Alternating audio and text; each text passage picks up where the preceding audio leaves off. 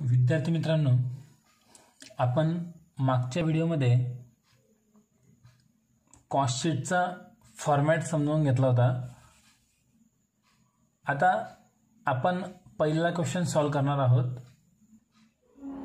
तर या पहिल्या क्वेश्चनमध्ये नेमका कोणता बॅलन्स कुठे घ्यायचा आहे ते तुम्हाला मी अगोदर टिक पण करून देईल, क्वेश्चन सॉल्व पण करून देईल। तर पहिल्या क्वेश्चनवरनं माझ्या माहितीप्रमाणे बऱ्याचशा विद्यार्थ्यांना किती सोपा टॉपिक आहे हे समजायला इझी जाईल आणि थोडीशी भीती कॉस्ट शीटची दूर होईल। तर बघा, आपण स्टार्ट करत आहोत। Prepare cost sheet from the following information and shows. Cost sheet बनवायचं आहे अँड शोज, तुम्हाला काय कोणत्या अमाऊंट काढून दाखवायचे आहेत। प्राइम कॉस्ट काढायचं आहे, फॅक्टरी कॉस्ट काढायचं आहे, कॉस्ट ऑफ प्रोडक्शन काढायचं आहे, टोटल कॉस्ट शोधून काढायची आहे, नेट प्रॉफिट और नेट लॉस और म्हटलंय म्हणजे प्रॉफिट होईल किंवा लॉस होईल फिक्स नाही आहे, काहीतरी होईल ते तुम्हाला शोधून काढायचं आहे। आता लक्षात घ्या की जो फॉर्मॅट आहे तो फॉर्मॅट काय कोणत्या प्रकारचा आहे, अगोदर काय घ्यायचं असतं। तर बघा, आपण तुमच्याकडे फॉर्मॅट रेडी असला पाहिजे, फॉर्मॅट तुम्हाला माहिती असला पाहिजे। सगळ्यात पहिले आपण डायरेक्ट मटेरियलमध्ये opening stock of raw material घेतो, त्यात परचेसेस ॲड करतो, परचेससाठी लागणारे खर्च ॲड करतो, ओके। त्यानंतर लेस करतो आपण त्यातनं मटेरियलचा क्लोजिंग स्टॉक, तो लेस झाला की नाव येतं मटेरियल कन्झ्युम।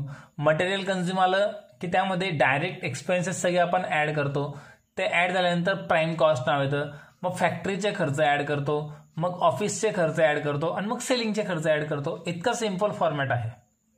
इथे लक्षात काय सांगतोय, तर मग फॉर्मॅट समोर ठेवा आणि मग तुम्ही हा व्हिडिओ बघा की कोणता बॅलन्स नेमका कुठे जातोय। आता यातनं बघा, सोपा बेसिक क्वेश्चन आहे, खर्च दिलेले आहेत। मग आपल्याला काय करायचं आहे, 4 पार्टमध्ये आपण डिवाइड करून टाकू। बघा, त्याला आपण या टॉपिकला काय करू, 4 पार्टमध्ये डिवाइड करून टाकू आणि मग त्यावरून आपल्याला ते लवकर लक्षात येईल। बघा, आता बघ आपण कोणता बॅलन्स कुठं घेणार आहोत बघू आपण। तर बघा, stock of raw material on 1 जानेवारी 2014 आणि स्टॉक ऑफ रॉ मटेरियल 31 जानेवारी 2014। मग आता 2 स्टॉक दिले, त्यातनं एक ओपनिंगचा राहील, एक क्लोजिंगचा राहील, इतकं क्लिअर आहे। मग यातनं कोणतं ओपनिंग झाला पाहिजे, तारखावरनं समजतंय बघा। 1 जानेवारी म्हटलेलं म्हणजे हा ओपनिंग आणि 31 जानेवारी म्हटलं म्हणजे हा closing.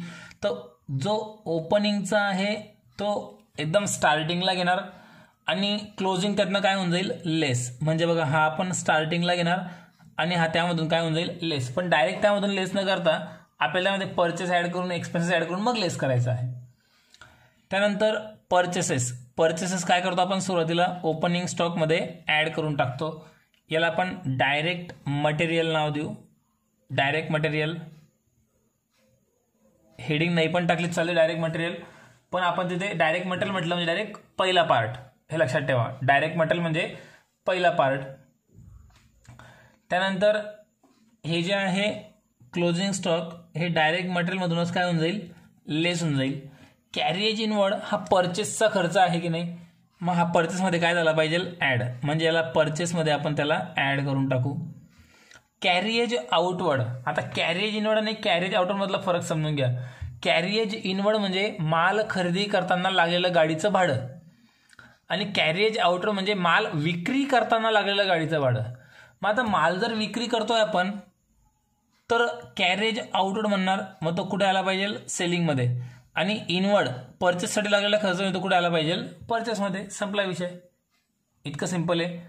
Production wedges material consume मध्ये आपण घेतो, मटेरियल कन्झ्युम। फॉर्मॅट लक्षात घ्या, मागच्या व्हिडिओमध्ये फॉर्मॅट समजून दिलेला आहे, त्याच्यामध्ये हे नाव आहे, बरोबर आहे। डेप्रिसिएशन बघा, आता घसारा, डेप्रिसिएशन म्हणजे काय, घसारा। प्लांट अँड मशिनरी पण आहे, फर्निचर पण आहे। आता मला सांगा, प्लांट अँड मशिनरी आपण फॅक्टरीमध्ये वापरतो, ऑफिसमध्ये वापरतो की सेलिंगसाठी वापरतो, तर प्लांट अँड मशिनरी आपण नेहमी फॅक्टरीमध्ये वापरतो। म्हणजे हा खर्च कशामध्ये घ्यायचा बघता आपल्याला, फॅक्टरीमध्ये। फर्निचर कुठे वापरतो, ऑफिसमध्ये वापरतो, म्हणून हा खर्च ऑफिसचा। इतकं सिंपल आहे, एकदम सोपा टॉपिक आहे। रेंट अँड टॅक्सेस, आता बघा, रेंट अँड टॅक्सेस हा खर्च आहे, हा खर्चाचं नाव आहे रेंट अँड टॅक्सेस। फॅक्टरीचं सेपरेट देऊन टाकलंय, ऑफिसचं सेपरेट दिलं, जास्त डोकं लावायची गरजच नाही आहे। फॅक्टरीचा फॅक्टरीमध्ये, ऑफिसचा ऑफिसमध्ये। गॅस अँड वॉटर नावाचा खर्च आहे, त्यात पण तुम्हाला फॅक्टरीचं सेपरेट देऊन टाकलंय, ऑफिसचं सेपरेट देऊन टाकलंय, टिक करायची पण गरज नको पडली पाहिजे. Warehouse rent, warehouse म्हणजे काय, गोडाऊन, गोडाऊनचं रेंट दिलेलं आहे. गोडाऊन का ठेवतो आपण, माल सांभाळण्याकरता, आणि माल कोणता सांभाळून ठेवतो, जो विकायचा आहे तो, म्हणजे विक्री करता जो माल आपल्याकडे आहे तयार झालेला त्याचं गोडाऊन आपण बनवतो. तर मग हा गोडाऊन माल विकण्यासाठी बनवतो आपण, म्हणजे जिथे माल विक्रीसाठी पाठवायचा आपल्याला, तो माल जर विकला जात नसेल किंवा आपल्याकडे ऑर्डर नसेल अजून, तर तो माल विकायचा बाकी आहे, तर आपण त्याला कुठेतरी गोडाऊनमध्ये ठेवणार, म्हणजे इथून माल डायरेक्ट विक्रीसाठी जाणार आहे. तर हा सेलिंगसाठीचा खर्च मानला जातो, म्हणून त्याला सेलिंगमध्ये घेऊ. शोरूम चार्जेस, बघा आता शोरूम पण सेलिंगमध्ये का बरं आला, तर कोणत्याही कंपनीचं समजा 2 व्हीलर असेल, 4 व्हीलर असेल, तर शोरूम का बरं बनवतात, कारण कस्टमर अट्रॅक्ट झाले पाहिजे. कस्टमरला अट्रॅक्ट करण्यासाठी हा शोरूमचा खर्च केलेला असतो, म्हणून हा खर्च पण तुम्ही सेलिंगमध्ये घेणार. ॲडव्हर्टाइजमेंट अँड फ्री सॅम्पल हा पण सेलिंगसाठीचा खर्च आहे. Maintenance of delivery van, delivery van म्हणजे जो माल, जी गाडी माल विक्रीसाठी वापरली जात आहे, जो माल पोहोचवतो आपण, ते माल पोहोचण्यासाठी वापरले जाते, त्याला म्हणतात डिलिव्हरी व्हॅन. मग त्या गाडीचं खर्च आहे. नंतर बॅड डेब्ट्स, पैसे बुडाले, पैसे केव्हा बुडतील, जेव्हा आपण उधार माल विकणार, म्हणजे सेलिंगचा खर्च आला. प्रिंटिंग अँड स्टेशनरी कुठे वापरले जाईल, ऑफिसमध्ये, ऑफिसमध्ये येऊन गेलं. टेलिफोन चार्जेस फॅक्टरीचा, फॅक्टरीमध्ये, ऑफिसचा, ऑफिसमध्ये टिक करायची गरज पण नको पडली पाहिजे. आणि सेल्स 6,50,000 रुपये आहेत, बघा थोडंसं करेक्शन केलं इथे, 6,50,000 सेल्स आहे. सेल्स आपण सगळ्यात शेवटी घेतो. सेल्स दिलाय म्हणजे तुम्हाला प्रॉफिट शोधावा लागेल किंवा लॉस जो बी येईल तो शोधावा लागेल. टोटल कॉस्ट आणि सेल्स ह्या दोघांमध्ये कंपॅरिझन केली की लॉस किंवा प्रॉफिट आपल्याला सापडेल. आता लक्षात घ्या, बॅलन्सेस आपल्याला ट्रान्सफर करायचे आहेत. तर क्वेश्चन तुम्हाला मी ग्रुपवर सेंड केलेला आहे. जेव्हा तुम्ही आता आन्सरचा व्हिडिओ बघणार तेव्हा तुमच्याकडे ह्या समोर क्वेश्चन असला पाहिजे. मी प्रयत्न करेल की जेव्हा मी क्वेश्चन सॉल्व्ह करून देईल तर समोर तुम्हाला क्वेश्चन दिसला पाहिजे.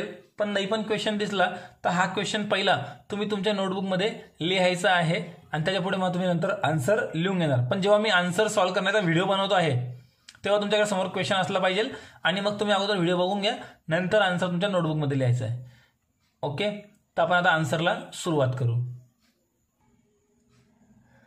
तर बघा मित्रांनो, मी आन्सर करता आखून घेतलेला आहे. किती सिंपल आहे बघा आखणं. वरती नाव घेतलं cost sheet for the month ended 31 January 2014, particular आणि अमाऊंट्सचे 2 कॉलम केले. काही काही क्वेश्चनमध्ये अमाऊंट्सचे 4 कॉलम पण आपल्याला लागतील, काही काही क्वेश्चनमध्ये एकच कॉलम पण लागेल. ते जेव्हा येईल तेव्हा आपण बघू. आता आपण बेसिक क्वेश्चनच सॉल्व्ह करत आहोत. आता जरी आपण नोट्समध्ये क्वेश्चन नंबर पहिला बघितला असेल तर मला वाटतं आपण 2 क्वेश्चन अगोदर घेतलेले आहेत. हा तिसरा क्वेश्चन आपला आहे. तर आपण तुम्ही तुमच्या पद्धतीने वहीमध्ये जसा क्वेश्चन चालतोय त्याप्रमाणे नंबर तुम्ही कंटिन्यू करत चला. तर आत्ता आपण क्वेश्चनमध्ये समजून घेतलं, त्यात तुम्हाला क्वेश्चन काय आहे हे समजलं असेलच. तो क्वेश्चन तुम्ही तुमच्या नोटबुकवर लिहिला असेल आणि नंतर मग तुम्ही हा व्हिडिओ बघायला सुरुवात करायची आहे. तर बघा, कॉस्ट शीटची सुरुवात, लॉंग फॉर्मॅटची सुरुवात जी असते ती ओपनिंग स्टॉक पासून सुरुवात होते. बघा मी थोडीशी इकडे जागा सोडतो कारण तुम्हाला तो क्वेश्चन पूर्ण दिसला पाहिजे. 1 मिनिट बघा, थोडं मी फॉर्मॅट कमी करून टाकला, थोडंसं ते आन्सर तुम्हाला मोठं व्यवस्थित दिसलं पाहिजे म्हणून क्वेश्चन. चला, तर सगळ्यात पहिले आपल्याला घ्यायचं असतं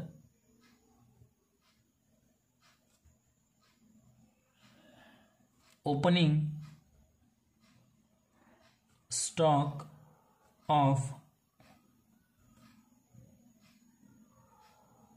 रॉ मटेरियल 1 जानेवारी 2014. लक्षात घ्या, मुद्दा म्हणून एकदम स्लो घेत आहे. तर सगळ्यात पहिले सुरुवात करायची असते ओपनिंग स्टॉक पासून. फॉर्मॅट लक्षात घ्या, अगोदर तुम्ही मागचे 2 व्हिडिओ बघितले त्यात तुमचं फॉर्मॅटच मी क्लिअर केलेलं आहे. त्याच फॉर्मॅटच्या बेसवर आपण क्वेश्चन सॉल्व्ह करणार आहोत. सगळ्यात पहिले घ्यायचं असतं opening stock of raw material. ती अमाऊंट बघा तुम्हाला दिलेली आहे 5 लाख रुपीज, 5 लाख रुपये अमाऊंट दिलेली आहे. याच्यानंतर लगेच घ्यायचं असतं ॲड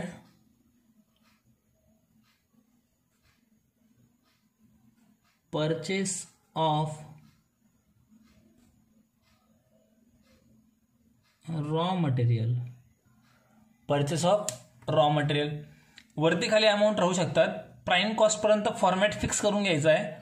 नंतर मग जसा बॅलन्स येईल तसं आपण ट्रान्सफर करत जाणार. पण प्राईम कॉस्टपर्यंत आपण फॉर्मॅट पूर्ण कंप्लीट करू रेग्युलर. तर बघा क्वेश्चनमध्ये परचेसची अमाऊंट सुद्धा 3 नंबरवर दिलेली आहे, 1 लाख रुपीज, 1 लाख. त्यानंतर परचेस झाल्यानंतर परचेसमध्ये बघा एक अमाऊंट आपण कुठेतरी ऍड करणार होतो, आपण वाचलं होतं, क्वेश्चन सॉल्व्ह करताना समजून दिलं होतं. कॅरेज इनवर्ड बघा, परचेसच्याच खाली दिलेले कॅरेज इनवर्ड, ते आपल्याला परचेसमध्ये काय करायचे आहेत, ऍड करायचे आहेत. कॅरेज इनवर्ड म्हणजे हा जो मला आपण रॉ मटेरियल खरेदी केलेला आहे, तो रॉ मटेरियल जो खरेदी केला त्याला लागलेलं गाडीचं भाडं आहे, त्याला म्हणतात कॅरेज इनवर्ड, माल वाहतुकीचं गाडीचं भाडं. तर अमाऊंट आहे 50,000 रुपये. तुमच्या समोर क्वेश्चन आहे, क्रॉस चेक करा. 50,000 अमाऊंट दिलेली आहे, ती आपण लिहून घेतली. अमाऊंट पहिल्या कॉलममध्ये मी लिहित आहे. परचेसेस झालं की अजून चेक करून घ्या पूर्ण क्वेश्चनमध्ये परचेसमध्ये आपल्याला काही ॲड करायचं आहे का. आता परचेसमध्ये मला नाही वाटत काही अमाऊंट ॲड करायची बाकी आहे, नाही. तर आता यांची आपल्याला टोटल करायची आहे. पद्धत लक्षात घ्या. इथपर्यंत टोटल झाली 6,50,000 रुपये. तुम्हाला कॅल्सी अलाउड आहे, तुम्ही कॅल्सी समोर ठेवू शकतात. हे झालं की मग फॉर्मॅटनुसार याच्यातून जो आपण हा opening stock of raw material घेतला सगळ्यात सुरुवातीला, तर closing stock of raw material less करायचा. क्लोजिंग स्टॉक ऑफ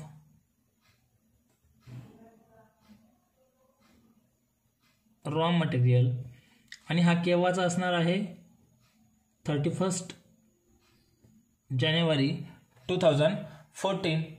तर 31 जानेवारी 14चा हा स्टॉक राहणार आहे. तो आपल्याला दिलाय बघा सुरुवातीला 2 नंबरवर 2,50,000. आणि तो काय करायचा आपल्याला, लेस. मी तुम्हाला मागच्या व्हिडिओमध्ये सांगितल्याप्रमाणे कोणत्याही प्रकारचा ओपनिंग स्टॉक जर असेल तर ॲड होऊन जाईल, आणि क्लोजिंग जर असेल तर नेहमी काय होऊन जाईल, लेस होऊन जाईल. 650 मधून 250 गेले, बॅलन्स उरत आहे 4 लाख रुपये. याला आपण नाव देऊ मटेरियल कन्झ्युम. इतकं मटेरियल आपण ऍक्च्युअल वापरत आहोत. Material consume.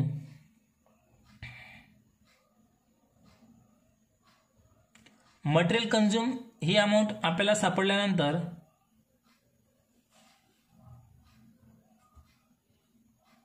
मटेरियल कन्झ्युम ही पहिली अमाऊंट आपल्याला सापडली. आता याच्यामध्ये काय करायचे, सर्व डायरेक्ट एक्सपेन्सेस जे पण असतील ते सर्व ॲड करायचे, जे आपण मागच्या व्हिडिओमध्ये क्लिअर केले होते. त्यापैकी इथे बघा चेक करा काय काय दिलेले आहेत. मला वाटतं मटेरियल कन्झ्युममध्ये ॲड होणार फक्त एकच बॅलन्स तुम्हाला दिलेला आहे, प्रोडक्शन वेजेस. तुमच्यासमोर क्वेश्चन आहे,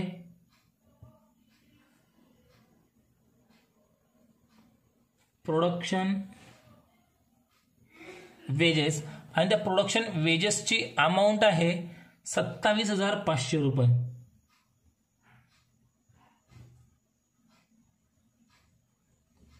27,500 रुपये प्रोडक्शन वेजेसची अमाऊंट आहे.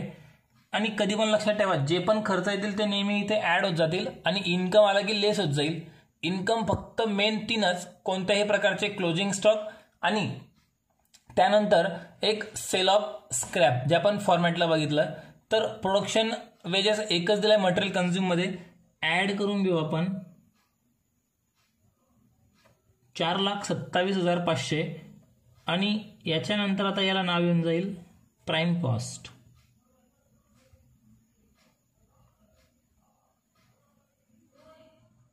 याला नाव येऊन गेलं प्राईम कॉस्ट. काही शंका असेल तर मला बिनधास्त तुम्ही विचारू शकतात. प्राईम कॉस्ट पर्यंत आपण पोहोचून गेलो. आता काय करायचं बघा, इथपर्यंत कोणाला काही डाऊट नसेल, फॉर्मॅट लक्षात घ्या.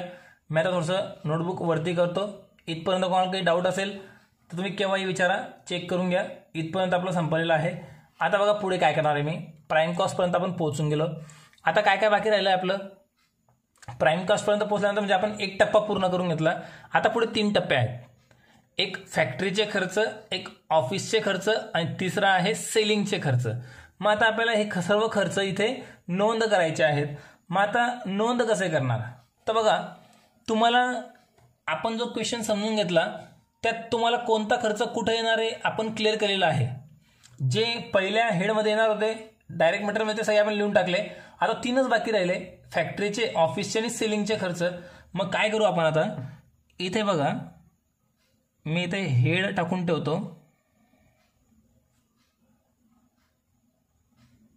Factory overheads. आणि बघा तुम्हाला एक सांगायचं राहिलं, ही जी प्राईम कॉस्ट आपण काढली ना आत्ता, या प्राईम कॉस्टला काय करायचं, तीच अमाऊंट पुन्हा इथे बाहेर घेऊन टाकायची,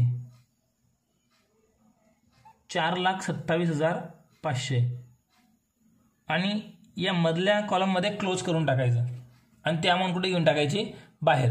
किंवा अजून एक पद्धत आहे, ही 4,27,000 इथं न लिहिता दुसरी याला एक पद्धत बघा अशी आहे, मी पेन्सिलने लिहून दाखवतो.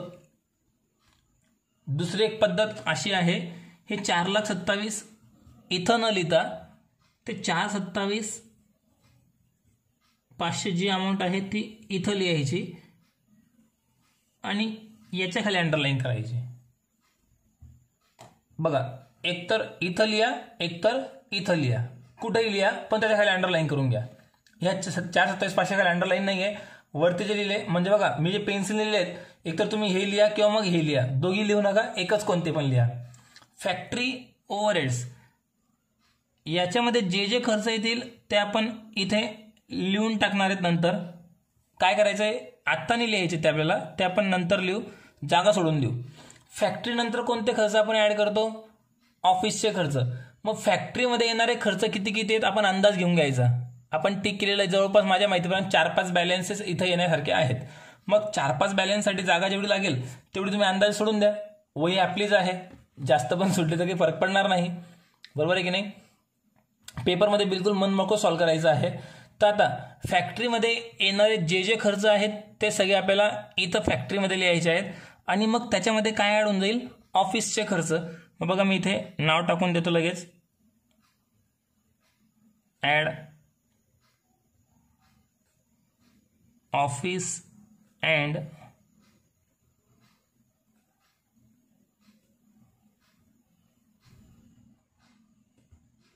Administrative overheads.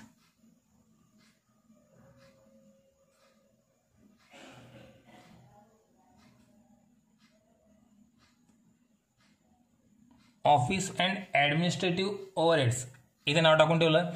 ऑफिसचेही खर्च माझ्या माहितीप्रमाणे जवळपास 4-5 आहेत, मग त्याच्याकरता पण आपण जागा सोडून देऊ आणि मग इथे पुन्हा नाव टाकू आपण, add selling and distribution overheads.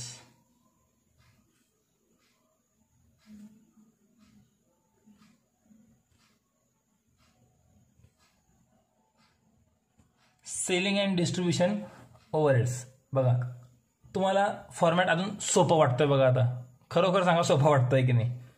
Prime कॉस्टपर्यंत आपण पोहोचून गेलो आणि नंतर काय केलं, फॅक्टरीचं नाव, ऑफिसचं नाव आणि सेलिंगचं नाव टाकून ठेवलं.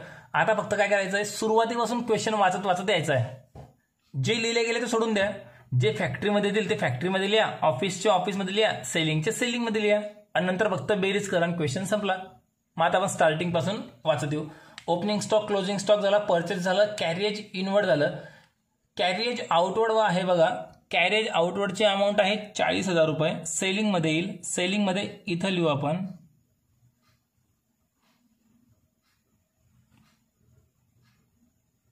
कॅरिएज आउटवर्ड. कॅरिएज आउटवर्डची अमाऊंट आहे 40,000. आता बघा मला सांगा, याच्यामध्ये सेलिंगचा खर्च हा एकटाच आहे का, नाही, अजून आहे त्याच्यामध्ये, म्हणून आपण तो बॅलन्स इनर कॉलममध्ये लिहून ठेवलाय. पद्धत फक्त व्यवस्थित समजून घ्या, जास्त कन्फ्यूज होऊ नका. फक्त आपल्याला बॅलन्स पुटअप करायचे मार्क्स तुम्हाला मिळणार आहेत 12वीचं फायनल अकाउंट सारखं. नंतर पुढचा बॅलन्स आहे प्रोडक्शन वेजेस, ते आपण वरती घेऊन टाकलं, सोडून द्या, कोणताच बॅलन्स डबल यायला नको. डेप्रिसिएशन बघा, प्लांट अँड मशिनरीचं पण आहे, फर्निचरचं पण आहे. तर प्लांट अँड मशिनरीचं कुठे होऊन जाईल, फॅक्टरीमध्ये. मग इथं आपण नाव देऊ depreciation on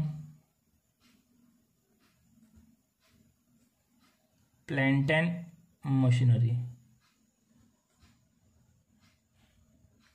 depreciation on plant and machinery. तर प्लांट अँड मशिनरीचं डेप्रिसिएशन आहे 25,000. तो आपण इथं लिहून घेतला.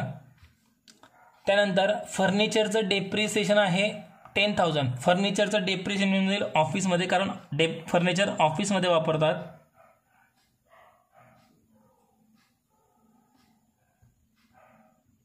Depreciation on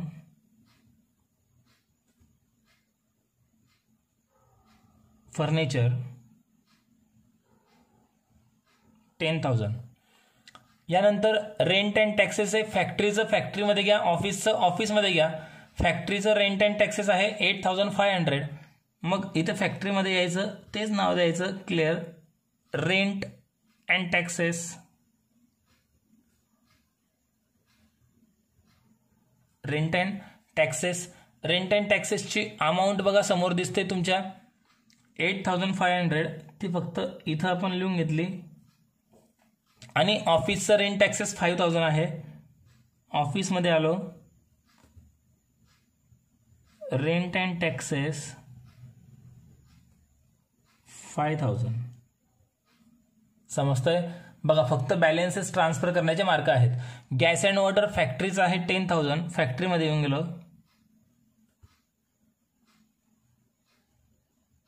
gas and water 10,000. ऑफिसचं पण आहे 5,000. मग ऑफिसचं ऑफिसमध्ये,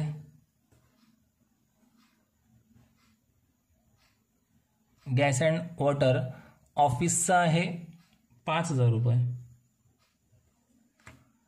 यानंतर पुढचा बॅलन्स आहे warehouse rent. Warehouse 12,000. कुठे घ्यायला सांगितलं होतं? टिकली बघा आपण. वेअर हाऊस सेलिंगमध्ये येतं. सेलिंगचा खर्च आहे. वेअर हाऊस रेंट सेलिंगमध्ये घ्यायचं आहे आपल्याला 12,000. पुढे शोरूम चार्जेस पण कुठे घेणार आहोत? सेलिंगमध्येच. अमाऊंट आहे 7,500.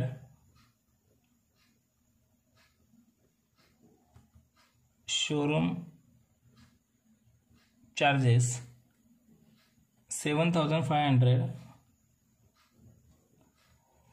यानंतर पुढचा बॅलन्स आहे advertisement and free sample 4,000. Advertisement and free sample 3,000 आहेत. Sorry,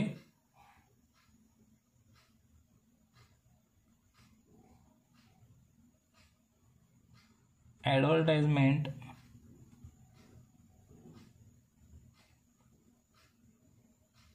and free sample 3,000. पुढचा बॅलन्स आहे मेंटेनन्स ऑफ डिलिव्हरी व्हॅन. हा पण सेलिंगचाच खर्च आपण कन्सिडर करणार 4,500.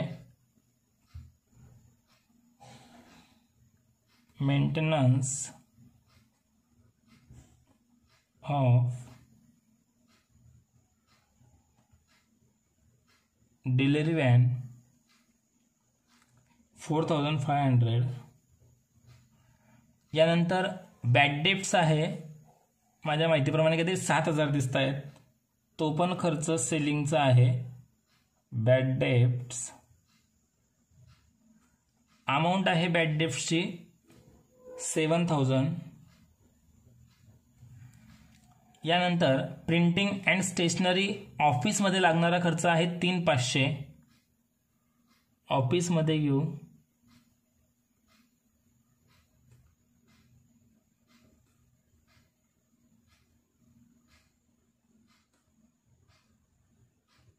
प्रिंटिंग अँड स्टेशनरी अमाऊंट आहे याची 3,500 रुपये. पुढचा खर्च बॅड डेप्ट्स आपण लिहिले इथे 7,000. आता नेक्स्ट एक्सपेन्सेस आहे प्रिंटिंग अँड स्टेशनरी. तो पण आपण लिहून टाकला. ऑफिसचा होता, ऑफिसमध्ये लिहिला. टेलिफोन चार्जेस नेक्स्ट आहे. प्रिंटिंग स्टेशनरी आपण लिहिला 3,500. टेलिफोन चार्जेस फॅक्टरीचे आहेत 3000, सॉरी फॅक्टरीच्या बरोबर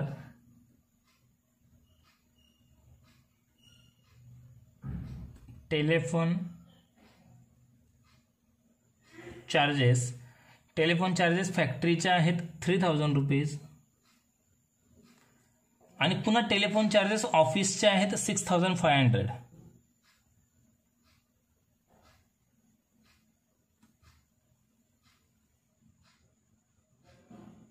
टेलिफोन चार्जेस 6500. इतकं क्लिअर झालं.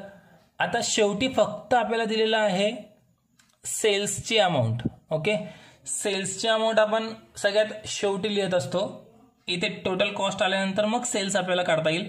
मग आपण थोडी जागा सोडून इथं नाव देऊन टाकू आपण सेल्स. आणि लक्षात घ्या सेल्सची अमाऊंट आउटर कॉलम मध्ये आली पाहिजे. या बाहेरच्या कॉलम मध्ये 6,50,000 रुपये. इतकं क्लिअर झालं. सर्व बॅलन्सेस आपण ट्रान्सफर करून टाकले.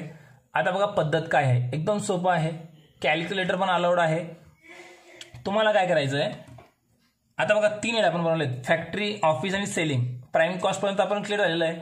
काय करायचं आहे, यांची बेरीज करून बाहेर लिहायची, यांची बेरीज करून बाहेर लिहायची, यांची बेरीज करून बाहेर लिहायची आणि एक एक अमाऊंट ऍड करत जायचं, त्यांना नावं देत जायचे. इतकं सिंपल आहे बिलकुल. तर बघा मी समजवतो.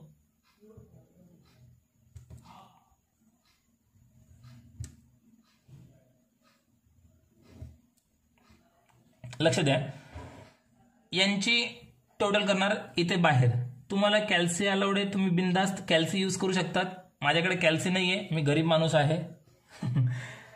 समोर शिकवण्यामध्ये मजा वेगळी असते. इथे जरा हसणं बोलणं वगैरे कमी होऊन जातं. चला ठीक आहे, हरकत नाही. टोटल 500, 3 आणि 8 11 आणि 5 16, 6 1 कॅरी ऑन, 1 + 1 2, 2 + 2 4, 46,500 टोटल झाली. 46,500 काय करायचे, मागच्या टोटलमध्ये ऍड करायचे. 46,500 मागच्या टोटलमध्ये काय करून टाकायचे, ऍड करायचे. जी अमाऊंट 4,27,500 आहे इथे आपण ऍड करू. 7 आणि 7 14,000, अच्छाला 1 7 4,74,000 माझ्या माहितीप्रमाणे ते. मी परत सांगतोय, कॅल्सी माझ्याकडे नाही आहे, तुम्ही कॅल्सीवर टोटल करायची आहे. फॅक्टरी ओव्हरहेड्सची आपण टोटल घेतली 46,500, मागच्या प्राइम कॉस्टमध्ये फक्त ऍड केली, ही अमाऊंट आली 4,74,000. याला आपण नाव द्यायचं prime cost.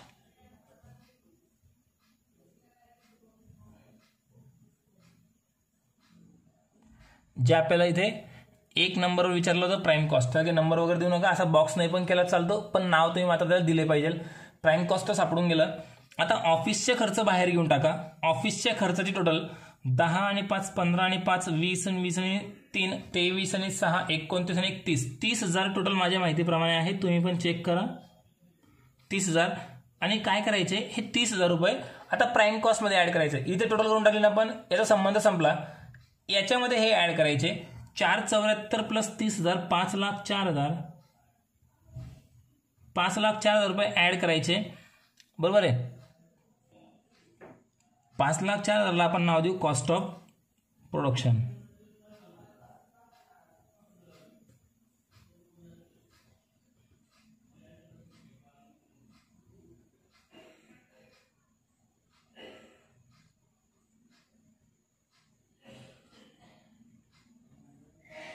Cost of production. मुद्दाम बघा मी एकदम स्लो घेतोय, काही शंका असेल तुम्ही बिनधास्त विचारू शकतात. आता काय करायचं, कॉस्ट ऑफ प्रोडक्शन सापडल्यानंतर सेलिंग्सची पण सेम टोटल बाहेर घेऊन टाका. सेलिंग्सची टोटल करू आपण.